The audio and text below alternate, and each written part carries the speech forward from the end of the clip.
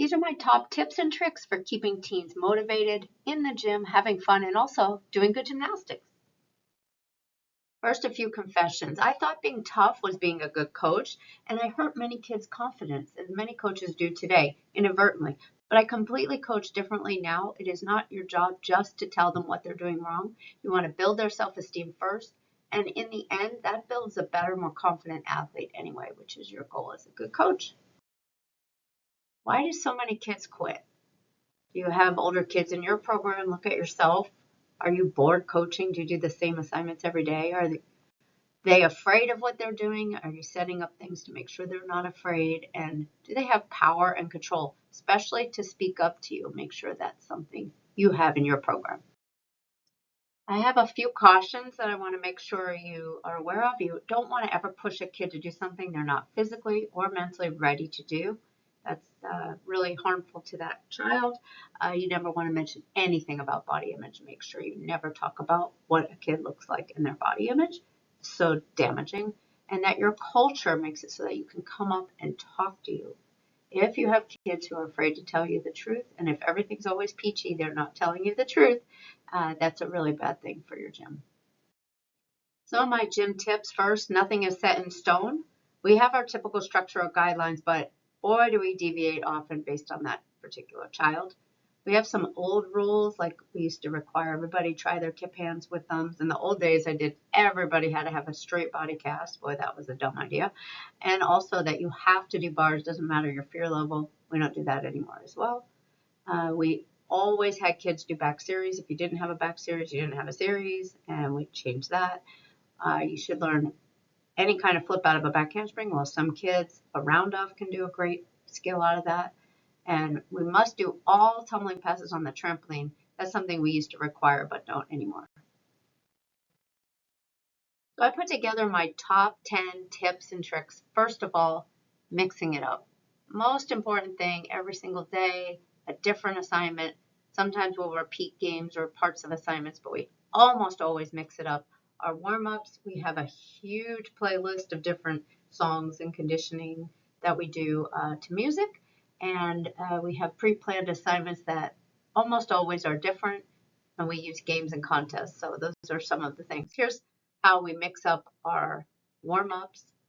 Here's our YouTube playlist, tons of different dance warm-ups and stretches to music, which helps a lot. We do our warm-up and stretching sometimes in 7 to 8 minutes, and we're moving the whole time. And boy, you can get a lot done if you keep them moving. So I suggest that you learn something that you do really fast that helps them keep moving rather than the same old stretch each time that they start doing worse and worse and worse. Mix it up all the time. Here's a quick cardio that we'll do, some of different things that we'll do on cardio.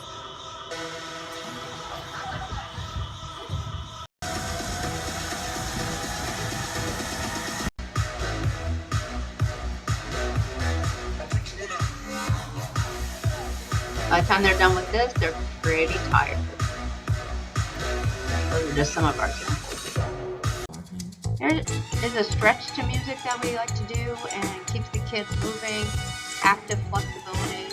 All these kids had their splits down, which we don't have kids like that right now, but every single one of these kids went off and did really well at college, except for one of them who did not go. But it's really good to keep them moving, get an active stretch that they just have to do, and they don't have to, sit there and think about, do I push myself here? It's just, here's the stretch.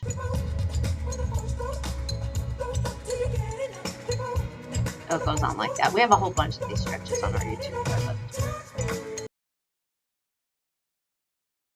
So I try to do strength everywhere. I don't do it as a separate 30-minute strength rotation like a lot of gyms do. I try to do it in that event and make the strength relate to the event or to something that we're really needing as a separate side station, sometimes as a warm-up item, but we try to add strength into every single rotation. And I try to make it relate to the problem. So sometimes we've seen people, if you fall in your full turn, go do push-ups. Well, that doesn't relate to the problem. So we want to try to get rid of that. And also I try to do smaller numbers. So if you have 10 leg lifts, but your legs are straight, you get to count it as 2. So maybe you do 5 really tight ones versus 10 bent knee ones. And then speed. can make it super tough. So even if you are doing leg lifts with bent knees, if they're really fast, they can be super tiring. So we're going to do a quick little exercise. You can stand up and put your arms over your head and touch your knee, and then up and touch your other knee. Seems like a really dumb exercise, but if you start moving super quick, so they say, do that for 10 seconds as fast as you can. It can get super fast, super quickly. And even though that's a dumb exercise, you can see how speed makes it really tiring. I really try to mix it up. So different conditioning ideas. If you're going to do something quickly, 5-minute rounds. Let's see how many times you can get through these 3 exercises in 5 minutes and keep yelling out. You got a little bit of time left. See if you can make one more item or one more round. We do a group handstand goal sometimes. Come on over. You hold the handstand, and until we get to X number of seconds, that's how long we're doing the other 4 items in between. We've done pick a card, and that number is the number you do of that item. That's sometimes a fun way to do it. And we've done some music conditioning, which I'll show you on the next screen. Here's an example of a conditioning that's to music. This is on our YouTube page, and it's just a stomach and ab core strength song. So they have to keep going because the music tells them to do it. So you want to try to think of things that are like this. They're a little bit less boring. So making your stomach strong is really boring, but doing it to music can be a little bit less boring. So handstands on every event, you try to work those in because they're definitely needed, and shaping a handstand is super hard to do. So you want to try it with lower level kids, maybe doing one by the wall with your feet diagonal. Then if you're a higher level, the closer you can get, the better your shape is. Doing these wall slides where your ribs are in and you try to push your back flat to the wall. And then on a floor bar, you can do them where they hop the bar off of the floor, which is really more advanced. And bounce and hop. Yes. For twisting, you really want to try to get it right from the start. So you want to teach front and back twisting in the same direction. Be careful when kids do a no-handed round off because they're actually twisting in the wrong direction for most of them unless they twist opposite direction. So be careful of that. If the floor or the beam knows you're twisting, you'll go crooked. So if you start tilting on the takeoff, you're going to go crooked. You need to try to correct that from the beginning, where twisting always gets a little bit harder and a little more crooked. Check if they've twisted early. Put lines to land between, trampoline box. They have to land that within, and don't tilt on floor. And always, always, always start with late twisting because twisting always gets earlier.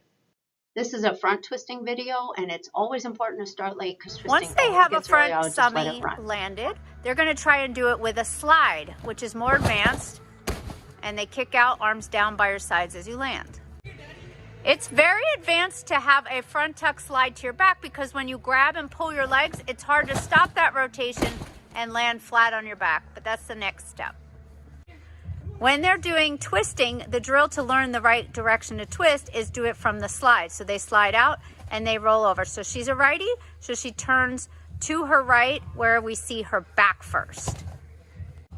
So she mastered the front tuck slide to her feet, and she's going to start learning the twist out of that front tuck slide, jump, half turn.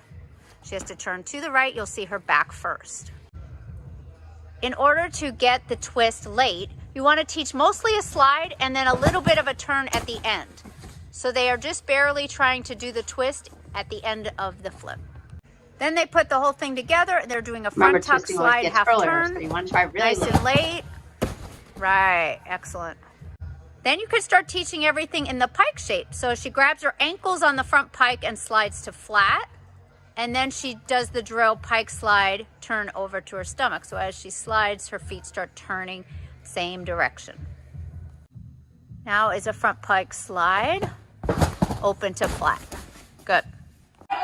Okay, now is the front pike slide to back, which is working on stopping the rotation and trying to land flat on your back. Arms down by your sides again, like that. Then you do the front pike slide. You teach the late twisting, because twisting always gets earlier.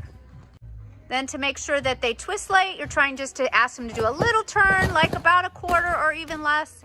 Make sure the landing of a quarter is on a soft surface so they can't get hurt, because quarter turns are more difficult than half turns. Okay, now she's going to be putting the front pike slide half together, nice and late twisting, slide open, turn at the end, very good. Adding the second half is quite easy once they have a good front half. They just twist it around. And they just start turning into a regular front pull. Very easy. There are definitely a lot of ways to work on twisting jumps, but we find that for righties to turn left and lefties to turn right, that's the easiest way. So if you're a lefty turning right, you're going to start with your left foot, land with your left foot. Righties are going to start with their right foot, turn to the left, and land with their right foot. So do the halves, work on the spotting, try to get the shape done at the half.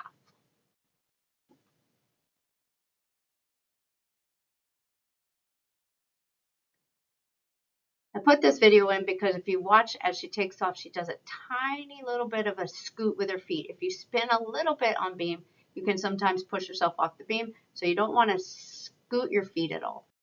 Sometimes it's easier to see the shape at the half by doing a wolf, so you want to hit the wolf at the half and then sharp second half around. So you always want to try the spotting, hitting the shape in and out at the half. The next thing to work on is spotting of the head. So you always want to look at the half and keep your head there and then just whip it around. So you want to practice the spotting over your shoulder, and that helps you get that full all the way around. These jumps don't have great splits, but they still are a good demonstration of what kids would do. You're trying to hit the split at the half, and you could see that she hits a little bit diagonally, and you want to hit it right over the half. So if you could set up a little tunnel, sometimes that helps them to get it right at the half. Split and close right at the half, and same head spotting, etc.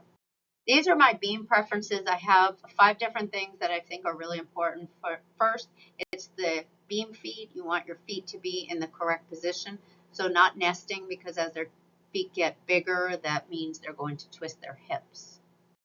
When you're landing leaps and jumps, you want to make sure they plie over what I call the mommy toe, the second toe, and not over the pinky or over the big toe. So that plie is really important to work. With flip-flop hands, we want our hands facing forward so that the finger is straight. Usually they do it with their hands turned because they don't have flexible enough shoulders, but the more you can drill this, the straighter they'll be on their back handsprings on beam.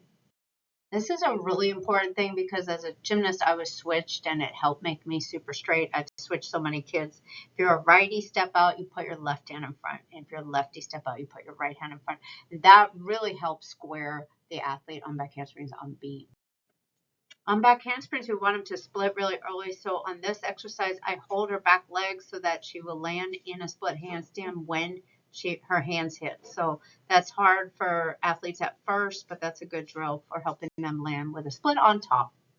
If they already have their round off with the other foot, I don't switch it, but if possible, I try to land with their cartwheel foot in front, because that little bit of switch for a kid who's not as coordinated will make them a little more crooked. So just whatever foot is landing in front for cartwheel, that's the foot we want for round off.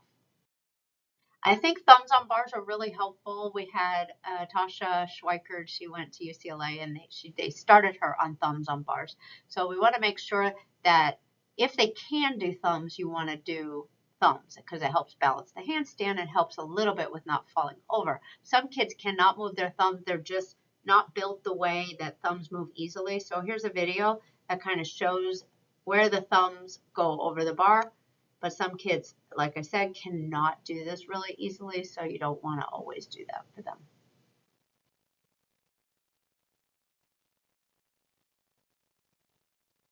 The way I usually test it is have them go on floor bar with their thumbs and move them back and forth. And if they just can't move them easily, then we don't do our thumbs. I really can't advocate for using trampoline enough. For our top level kids, we try to do a trampoline routine, which is first pass, 1 bounce, second pass, 1 bounce, third pass, 1, and try to land it on the trampoline. That's called a tramp routine to us. But we also try to do this is an example of the TNT level 4 routine, connecting skills, working shapes, having body control, and coordination is so important. So here's the level 4 tramp routine. It's kind of a lower level, but if you can get your arms up, do straight bodies into and out of things, nice tight feet touching, not always on this routine, but arms down, jump, half turn, and hold it, freeze. So number 8 is back tumbling basics. So try to fix habits early. Boy, it is so hard once they're not used to hurdling with their arms by their ears. So here's a Just making sure you get the back round and you get on both feet and you hurdle, pushing, squeezing the ears close together. Make that a habit. As much as you can, please put things for them to reach between, because the reach around, round off, the diagonal reach is so hard to correct, and it makes tumbling and your chanko vaulting very hard. You want to try to stay in between the lines. You don't even have to correct them that they're crooked, because the mats will show them that. When you're trying to tumble and turn over your round off, it's important that you stay down. So this drill helps you drag your fingers as you're going for your next back handspring. You stay down. You want both arms to do the same amount of work. So you want to practice one arms on each arm and try to make sure that each arm is working in the round off, because that hard blocking round off makes tumbling so much easier. Putting down old trampoline pads, trying to make your round off straight, and keep your arms by your ears. So we put some scarves in her ears, and she has to round off and try to land in between the two yoga mats, and this helps make your round off really straight. Another video just showing them round off, trying to be straight, putting those scarves in. The more you can use obstacles so that you don't have to fix the round off, if she drops her arms or sinks her shoulders on the round off, those will fall out. She can see that she's going a little crooked off the purple yoga mat. So these kinds of things would really help. Here's a video for the round off to stay down and try to jump back to your butt. It's really hard. It's much harder than getting to your feet to stay down. And here's when you have more power, it's even harder to stay down. So you see that she goes back. When you have more power, it's hard to keep yourself down, but that works the turnover a lot. This is a fairly long video, but just about the props or the mats or something making the correction for you. So you have to dive over this, hold your foot up here, keep your arms by your ears, not hit the stick, dive over the stick, tumble between pads. All of these things really help. Your round off has to block hard enough. If you watch this young lady, she's not supposed to touch her thighs, but if she keeps doing this, she's going to block harder and get over that triangle. So it's really important to let the equipment make the correction. So if she splits early, like we were talking about on the split jumps, she'll kick the wall. So you want to try to set up these as much as you can so that they don't go into crooked takeoff and landing. So that's really important. Hit it at the half, hit your jump at the half. Yeah, so all of these things are very helpful. This tries to get her split bigger because she has two bands that she's trying to kick. I'll say leap over something and hop and try to kick it. So every time you have something to reach towards, it makes your jumps bigger because they have something they're trying to kick. This is a handstand shaping. She's trying to go between them, and the goalposts are trying to help her stay balanced. Her rib cage is out a little bit there, but we're trying to work on that. Front walkover, does her arms stay together or does she tap that as she stands up? So you want your arms to squeeze together. Yes. Hurdle over something, round up over something. These are just to work on the power for your chenko, and strong leg jumps on the hurdle. And this young lady, she always lunges and crooked on her round off reach. If you could see that little pad that she has there, she steps on it. So if you do this enough, she'll eventually start straightening it out. But as soon as you take it away, she'll go right back to her habit. Also, her arms are not by her ears, but here's a slow motion video of it. She's still stepping on it, but it's way better than it used to be. You want arms by your ears on the hurdle, and don't step on the mat. Number 10 is all about reps. You'll get some numbers in. There's a seconds app which tries to call out how much time is left and do stations, time it for your group game or activity. Constantly yell out your time because you're trying to get reps in. It's really, really important. Set up the stations. Try to say, hey, we're going to set this up, but you have to time that as well.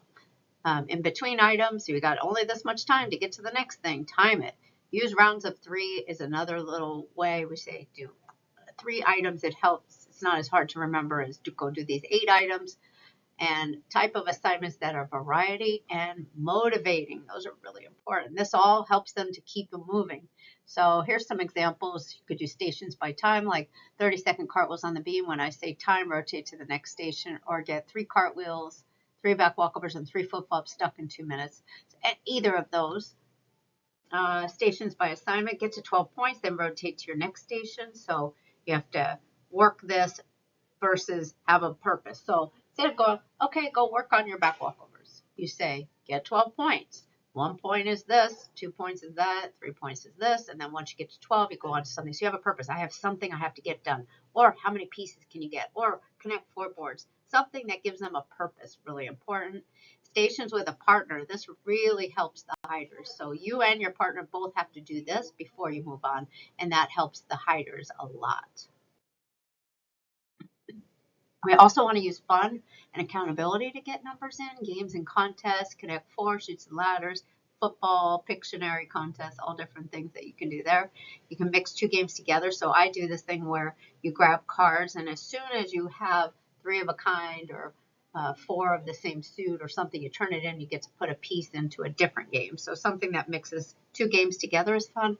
And individual or group accountability, writing your turns down, recording efforts, wipe off the whiteboard, charts, etc. These are all important. And then show days, video. You always want a video so that they could be proud of what they're doing and or accountable for what they're doing. These are just a few things that are important that aren't on my tips and tricks, but you always want to care about the whole person, not just the athlete.